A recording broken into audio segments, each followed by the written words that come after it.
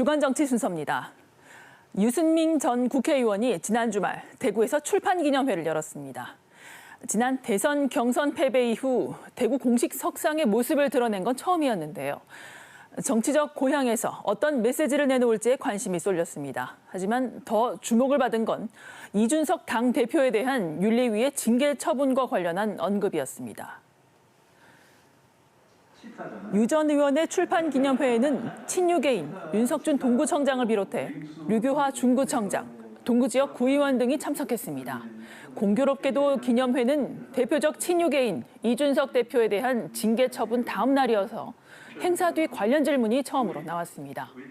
유 전 의원은 작심한 듯 이 대표에게 6개월 당원권 정지 처분을 내린 윤리위를 윤핵관과 함께 조폭 같다고 맹비난했습니다.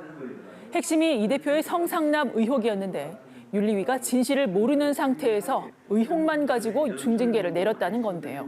만약 의혹이 사실이 아니라면 윤리위와 윤핵관들은 엄한 책임을 져야 할 거라고 경고하기도 했습니다. 다만 유 전 의원은 이 대표를 비호할 생각은 없고 의혹이 사실이라면 앞으로 정치하기 어려울 거라고 덧붙였습니다. 반면 평소 이준석 대표를 높이 평가하며 남다른 정치적 호흡을 보여왔던 홍준표 대구시장.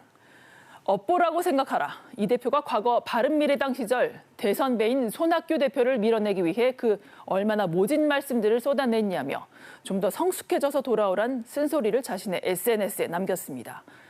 마지막에는 나는 이준석 대표의 모든 것을 좋아한다는 위로 아닌 위로를 덧붙이기도 했습니다.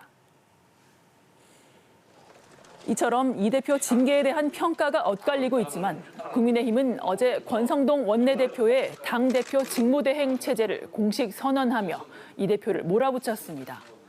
이 대표는 사퇴서를 일축하듯 SNS를 통해 오히려 당원 가입을 독려하며 우군 확보에 나서는 모습인데요. 야당에서 여당 권력을 잡은 지 2달 만에 당대표 징계라는 초유의 사태를 맞은 국민의힘. 지지도는 계속 하락하는 가운데 내분을 수습하고 국정 운영의 동력을 되찾을 수 있을지 우려의 목소리가 큽니다. 다음 소식입니다. 지난주 더불어민주당 대구시당이 선거 패배에 대한 평가 토론회를 열었습니다. 전주에 시당 반대 세력이 먼저 토론회를 연 가운데 뒤늦게 열린 이번 평가회에서 어떤 분석이 나올지 관심을 끌었는데요. 지도부 총사퇴, 공천 시스템의 완전 개혁과 같은 대대적 변화가 필요하다는 목소리가 터져나왔습니다. 학계, 시민단체, 언론계 할 것 없이 참석자들 대부분의 분석은 비슷했습니다. 엄기용 경북대 교수는 대구 민주당의 이번 지방선거 참패는 대선 패배 등 중앙정치 탓만이 아니라고 주장했습니다. 강원도의 경우에는 대구보다 문재인 정권에 대한 지지도가 더 낮았지만 이번 지방선거에서 대구보다 더 많은 민주당 후보가 당선됐다는 건데요.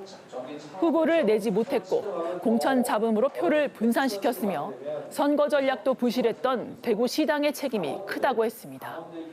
강금수 참여연대 사무처장은 청년 공천이라는 대의에 매몰돼 능력이 검증된 현직 의원들을 대거 탈락시킨 걸 패인으로 꼽았습니다.